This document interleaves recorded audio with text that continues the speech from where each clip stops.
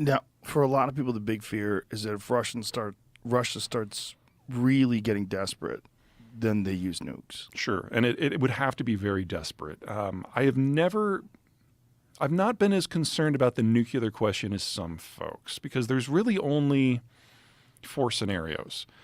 Scenario 1 is the Russians consider throwing one against the United States. But we've made it very clear from our intercepts and our sharing of information with the media that we know exactly where Putin is at any time. We're listening to his phone calls. We're reading his emails. And so he now knows very clearly that if he throws a nuke at the United States, we're going to throw one not at Russia, we're going to throw one at him. And there's no version of this where he survives. So he has tamped down the rhetoric quite a bit since last March. Option number 2, nuking Ukraine, that doesn't make sense. They want to occupy Ukraine. You don't want to have your troops in a place that's a radioactive wasteland. There may have been a case last year for nuking Poland and Berlin and Stockholm in order to disrupt the weapons flows into Ukraine. But after the battles of Izium and Kherson, the Ukrainians have more Russian gear now than they know what to do with. It's going to take them months to bring that all online. There's a lot of deferred maintenance that needs to be done. And so disrupting the weapons flows no longer is a critical issue because the weapons are already there. So the only scenario I can see where the Russians would seriously consider nukes is if Ukraine doesn't simply win, but decides to carry the fight across the border into Russia proper. In that scenario, where the very existence of the Russian government is threatened, that would probably change the math. But I don't find that likely without a significant shift in mindset in Washington, because we're not just providing the Ukrainians with the weaponry and the ammo, we're providing them with the intelligence and most of the steps of the kill chain. Without that, the weapons are of limited usefulness, especially at long range. And the Ukrainians have no desire to rupture that relationship. So we're talking about a theoretical that is at a minimum 7 months away, probably further. This whole thing is such a terrifying conflict. Being that Russia is a nuclear superpower and the history of Russian wars, I mean, there's such a long history of sacrifice and death, and it's like they're accustomed to it in a way. Oh, we can do better than that. We can make you a lot more depressed. Okay. So let me give you 2 things. Number 1, the Russians are relatively casualty immune. They fight in an area where they fight with numbers. They've never been technologically advanced versus their peers. They've always just thrown bodies at it. So there has never been a conflict in Russian history where they have backed out without first losing 500,000 men. We're at about 100,000 now. We have a long way to go before the Russian military breaks. So the Russians have lost roughly 100,000? That's the best guess at the How many Ukrainians have been lost? Probably about a third of that. But that is a third in terms of military forces. In terms of civilians, we really don't know. It could be as much as 250,000 at this point. We just don't know. Really? Yeah, well, the data exists on the other side of the front line. All we know are about what has happened in the territories that have been liberated. And if you think of things like Bucha and Izium, German radio intercepts told us as far back as May that there were at least 70 places behind Russian lines that had suffered massacres like Bucha. And when we've had additional liberation since then, it corroborates that general assessment. So, that's piece 1 that you can be a little depressed about. The piece 2, the Russians see this as an existential fight for their survival. They feel if they don't get those blocking positions, they're doomed, and they're probably right.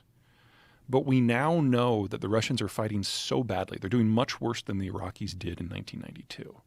Really? Oh, yeah. If we had a direct fight now between NATO and Russia, it would be 1,001 casualties. And I don't know anyone at the Defense Department who's happy about that. Because if the Russians see this as an existential conflict, and they know they can't hold a match to NATO, then nukes are their only option. So the primary reason why everyone in the West has gotten shoulder to shoulder on this is they know that if Ukraine falls and Poland's next, there will be a direct fight, the Russians will lose, and then there will be a general nuclear exchange. So there's plenty of really solid reasons to root for the Ukrainians on this one. Jesus Christ. Now, when this whole thing broke out, what do you think the Russians expected Ukraine to just give up? Absolutely. That's what happened in 2014 for the most part. And what are the possible scenarios for Russia? I mean, if it seems like they're completely committed to this. They are. And if they don't win it, The Russian position is that our demographic structure is in such diseased and aged and terminal decline that the Russian state will be turning the lights off sometimes between 2050 and 2070 anyway. Yeah. They've had a series of big melon scoops out of their birth rate throughout the history. World War I, World War II, the collectivizations under Stalin, Brezhnev's mismanagement, Khrushchev's mismanagement, the post-Cold War collapse. And a lot of these stack on top of each other. And the biggest one stacked on top of the post-Cold War collapse. So there are more Russians in their 50s than their 40s than their 30s than their 20s and teens. And then they lie about the data of the teenagers on down. Which means that there aren't enough Russians that have been born in the last 30 years to carry the ethnicity forward much farther. And so they're thinking if they can forward position their military and plug those gaps now with their last generation of young people, then they can kind of die on their own terms 50 years from now. Have they really thought about this in that term? Yeah, this one way or another, this is the end of Russia. The question is whether it dies in the long term on their terms or in the shorter term when they're completely unmoored. Because if they fail to secure those borders, then they've got a 2,000-mile open border with countries they consider to be hostile, and they have no way of moving troops around in a way that would allow them to defend it. They'd just be waiting for somebody to come over and knock them over. And you believe that they're aware of this, that they can't survive past 2050, 2070, right. Whatever it is? I think that's what's been driving them, because 2022 was the last year where they had a sufficient number of people in their 20s to even attempt this. So from my point of view, not only did the war always have to happen, it always had to happen by now. Jesus.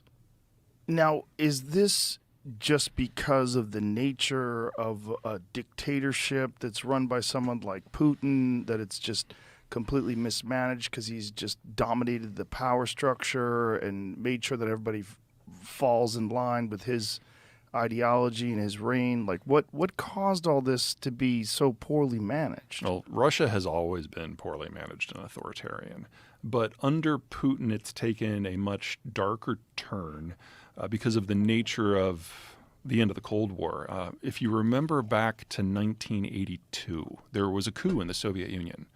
And Chernomyrdin and Andropov and Gorbachev were FSB, well, then KGB agents who basically overthrew the old system of Brezhnev and took over and because they were the only ones who really had a full understanding of what was going on.